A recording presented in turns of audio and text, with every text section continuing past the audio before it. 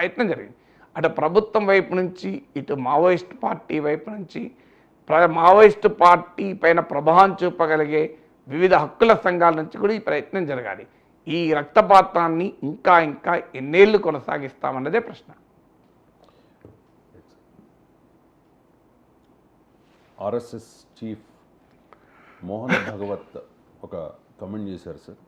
Hindu society must unite for it's security by eliminating language, caste and regional differences and disputes.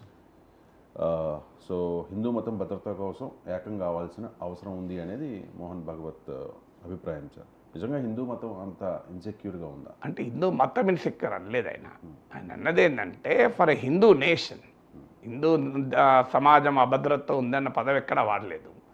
ఆయన అన్నది ఏంటంటే హిందూ నేషన్గా భారతదేశాన్ని మార్చడానికి భాష, కులము, కాస్ట్, లాంగ్వేజ్, రీజన్, ప్రాంతము అన్న తేడాల నుంచి బయటపడాలి అన్నాడు. అందువల్ల అక్కడ హిందూ మతం అభద్రత కాదు, హిందూ దేశంగా భారతదేశాన్ని రూపొందించడానికి అని అడిగాడు. సో అందువల్ల హిందూ దేశంగా భారతదేశం రూపొందించాలి అన్నది ఆర్ఎస్ఎస్ సిద్ధాంతం. ఇవాళ కొత్త కదా, ఆర్ఎస్ఎస్ పుట్టినప్పటి నుంచి కూడా హిందూ రాజ్యంగా ఉండాలి అని. ఈవెన్ రాజ్యాంగానికి కూడా వ్యతిరేకించారు. ఆర్గనైజర్ పత్రికలో ఆ రోజుల్లోనే వ్యాసాలు రాశారు, ఈ రాజ్యాంగాన్ని మేము అంగీకరించము, ఇది హిందూ ధర్మశాస్త్రాల ప్రకారం లేదు, మన ధర్మస్మృతి ప్రకారం లేదు అని ఆ రోజుల్లోనే వ్యతిరేకించారు. కాలక్రమేణా రాజ్యాంగాన్ని యాక్సెప్ట్ చేయకపోతే ఆపరేషనల్ ప్రాబ్లమ్స్ వస్తాయి కనుక రాజ్యాంగాన్ని ఒప్పుకున్నారు. కానీ రాజ్యాంగం యొక్క లౌకిక స్వభావం పైన ఆర్ఎస్ఎస్కు మొదటి నుంచి అభ్యంతరం ఉంది. కానీ మనకు అర్థం కావాల్సింది, భారతదేశంలో ఎవరు అవునన్నా కాదన్నా మెజారిటీ హిందువులు. అందువల్ల భారతీయ సమాజం పైన హిందూ ప్రభావం లేకుండా ఉండాలి అని ఎవరన్నా అనుకోవడం పొరపాటు. ఎవరన్నా అనుకుంటున్నారని కూడా నేను అనుకోను. ఎందుకంటే హిందూ ప్రభావం లేకపోతే ఏ ప్రభావం ఉంటుంది? 80% దేశంలో హిందువులే కదా. సో అందువల్ల నీకు అనివార్యంగా హిందూ సాంప్రదాయాల, ఆచారాల, మత ప్రభావం లేకుండా భారతదేశాన్ని ఎవరూ ఆపలేరు. కానీ రాజ్యమే మతరాజ్యంగా ఉండాలా? రాజ్యమే మతరాజ్యంగా ఉండడం వల్ల ఏంటి ప్రయోజనం? ఇప్పుడు ప్రపంచంలో మీరు మత ఆధారిత రాజ్య వ్యవస్థలు ఉన్నాయి ఎక్కడ? ఎందుకంటే ప్రపంచం అంతా కూడా డైవర్స్ ప్రపంచం ఉంటుంది. ఇవాళ మనం చూస్తున్న పాలస్తీనా ప్రాంతం ఒకప్పుడు హిస్టారిక్ ల్యాండ్ ఇది పాలస్తీనా అని. సో అట్టమాన్ ఎంపైర్, రోమన్ ఎంపైర్, ఇలా అనేక సామ్రాజ్యాలు పాలించిన ప్రాంతం. ఇప్పుడు ఆ పాలస్తీనా ప్రాంతంలో యూదులు ఉన్నారు, క్రిస్టియన్స్ ఉన్నారు, జ్యూస్, మీకు షియా ముస్లిమ్స్ ఉన్నారు, సున్నీ ముస్లిమ్స్ ఉన్నారు. కానీ ఏం జరుగుతుంది? ఒకరి మీద ఒకరికి ఆధిపత్యం. సో అసలు మేమే ప్యూర్ రేస్, మిగతా వాళ్ళు కాదు అని. అది ఇవాళ ఇన్ని దశాబ్దాల యుద్ధం తర్వాత కూడా తేలడం లేదు. ఇలా జెరూసలం నగరం ఉంది. సో జెరూసలం నగరంలో అలక్సా మాస్క్ ఉంది. ఆ ప్రాంతం జెరూసలం అనేది ముస్లింలకు, క్రిస్టియన్స్కు, జ్యూస్కు ముగ్గురికి కూడా పుణ్యక్షేత్రం. సో ఒకే నగరం ముగ్గురికి పుణ్యక్షేత్రం.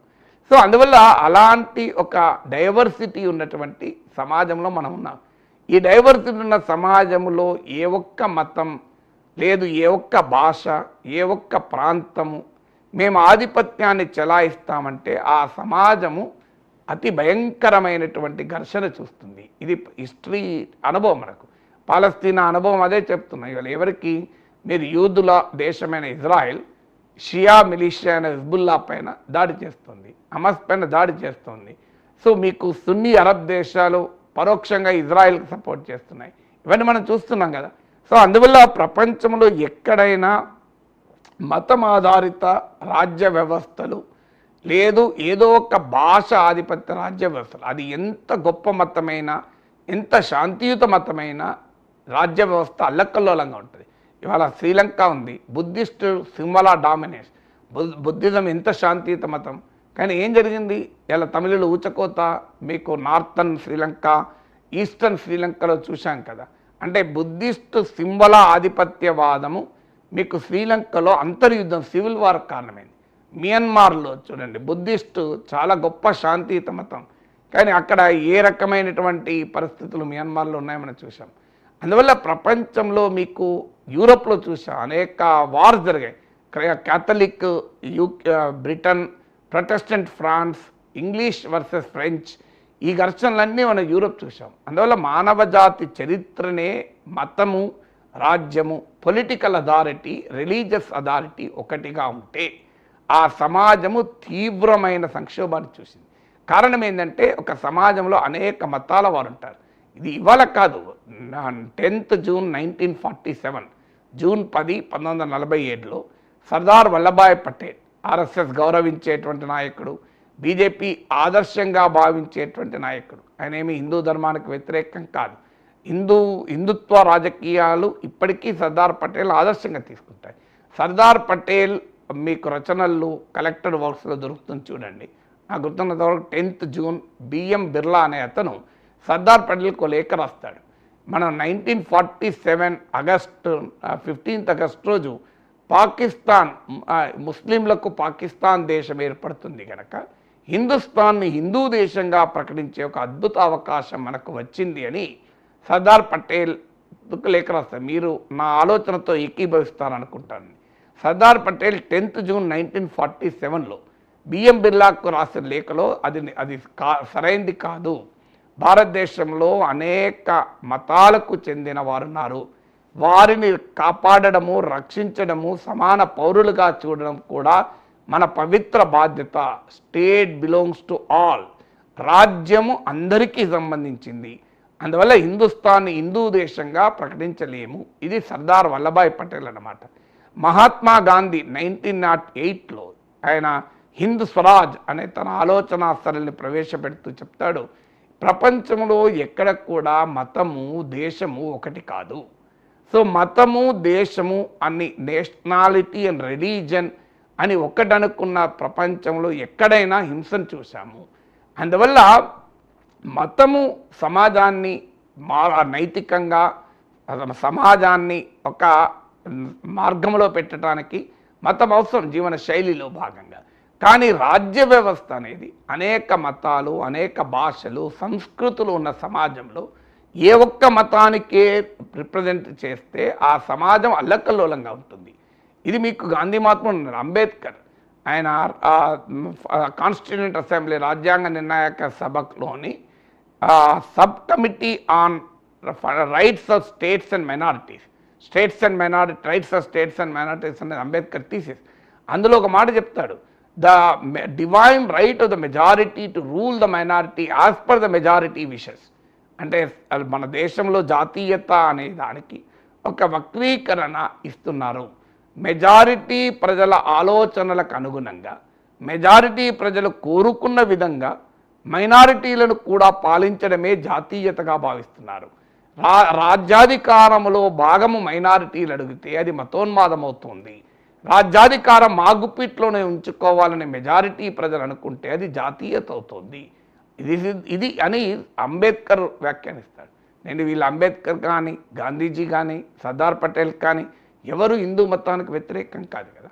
మహాత్మా గాంధీ హిందూ ధర్మానికి ఆయన నిత్యం నేను గీతను అనుసరిస్తానని కూడా చెప్పాడు. సో అందువల్ల భారతీయ రాజకీయ వ్యవస్థ యొక్క ఎవల్యూషన్ మనం ఆలోచిస్తే ఇన్ని రకాల మతాలు, భాషలు, సంస్కృతులు ఉన్న చోట ఒక్క భాష హిందీ డామినేట్ చేస్తుంది. ఇప్పుడు ఆర్ఎస్ఎస్ అధినేత మీరు భాషను మర్చిపోండి అంటున్నారు. ఎట్లా మరుస్తాం? ఇప్పుడు నాకు తెలుగు భాషను నేను మర్చిపోగలనా? నేను తెలుగు భాషను మర్చిపోయి నేను తెలుగు మీద ఎంత ప్రేమిస్తానో నా మతాన్ని కూడా అంతే గౌరవిస్తాను. ఇప్పుడు మన దగ్గర ఉన్న కోట్లాది మంది హిందువులు తెలుగు భాష మీద వదులుకొని హిందూ మతం కొరకు మేమంతా ఐక్యమవుతామని అంటారా? పోనీ అప్పుడైనా హిందువులంతా ఐక్యంగా ఉంటారా? హిందువులు ఐక్యంగా ఉంటే అంటరానితనం ఎందుకుంది? హిందువులు ఐక్యంగా ఉంటే కులాంతర వివాహాలు జరుగుతున్నాయా? హిందువులు ఐక్యంగా ఉంటే కింది కులాలను మనం గౌరవంగా చూడగలుగుతున్నామా? కులాలను పట్ల మీకు అనగారిన కులాలని సమానంగా చూడగలుగుతున్నామా? మీకు చాలా చోట్ల మీరు వెళ్ళండి, వేరే మతం వాళ్ళకి ఇచ్చిన గౌరవం కూడా సొంత హిందూ మతంలో ఉన్న దిగువ కులాల వాళ్ళకి ఇవ్వరు. సో ఇది వాస్తవం కాదా ఈ సామాజిక పరిస్థితులు?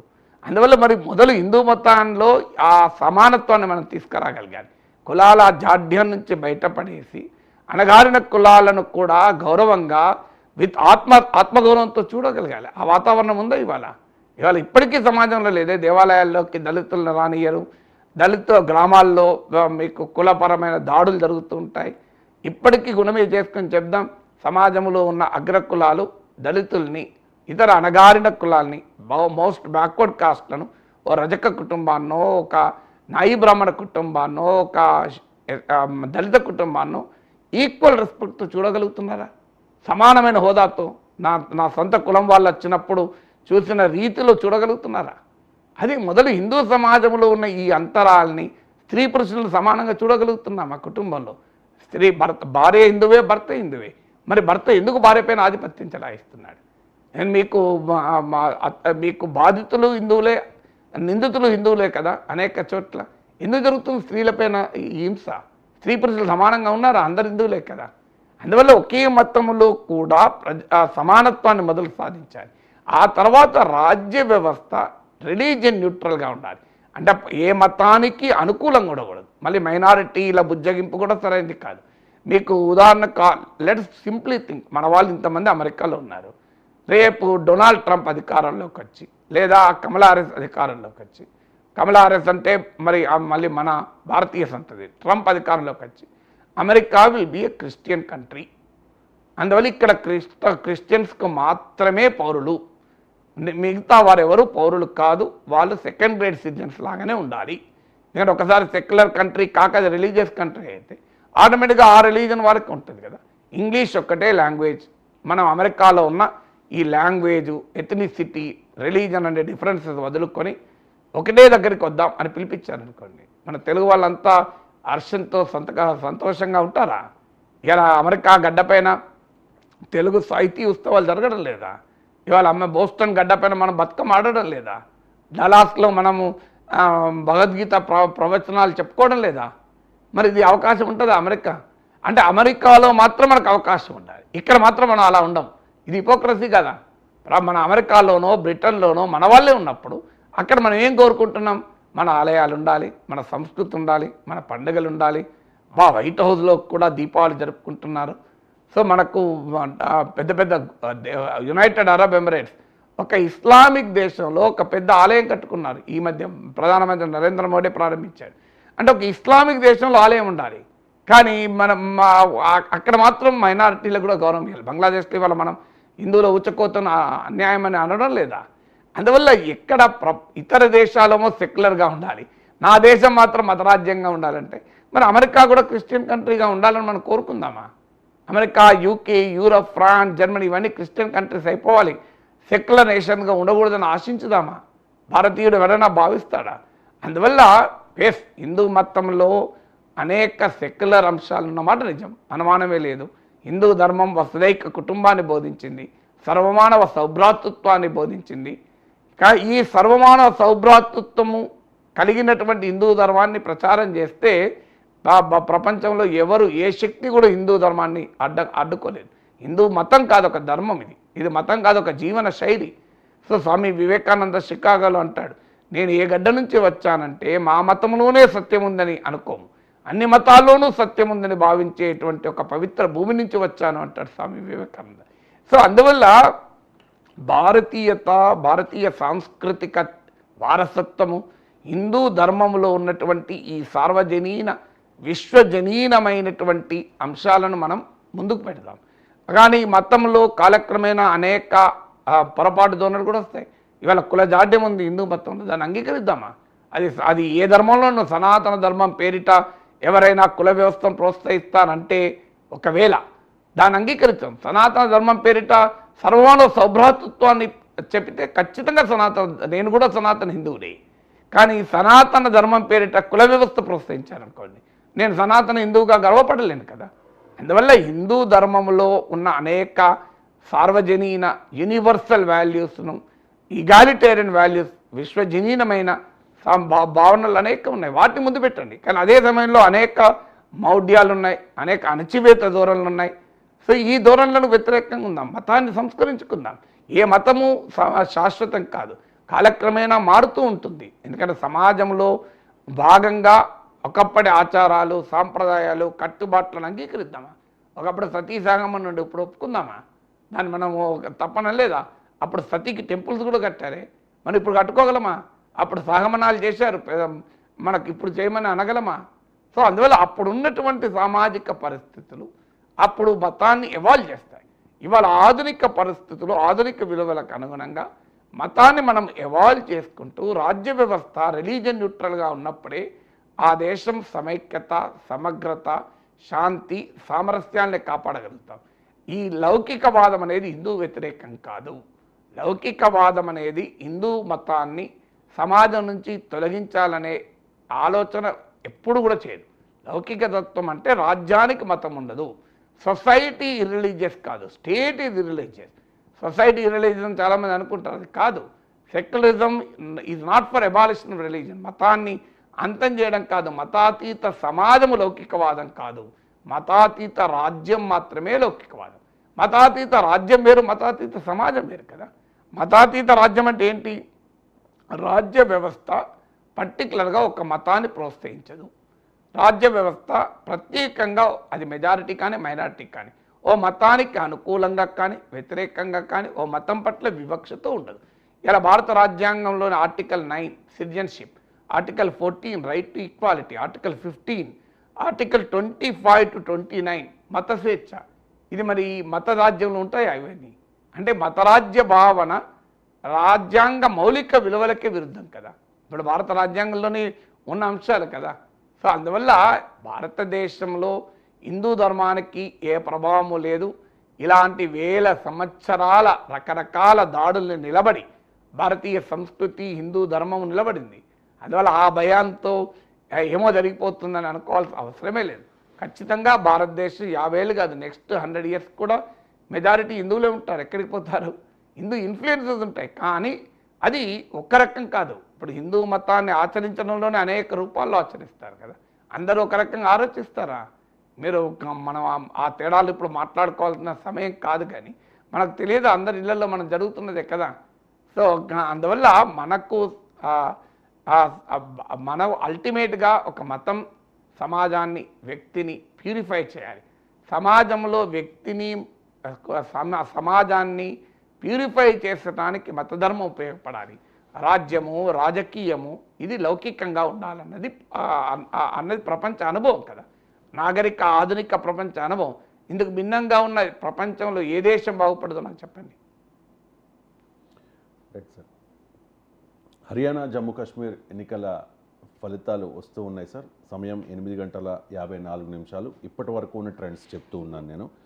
హర్యానా అలాగే జమ్మూ కాశ్మీర్ ఎగ్జిట్ పోల్స్ ఏం చెప్పాయో ఎగ్జాక్ట్ పోల్స్ కూడా అదే రకంగా వస్తూ ఉన్నాయి సార్.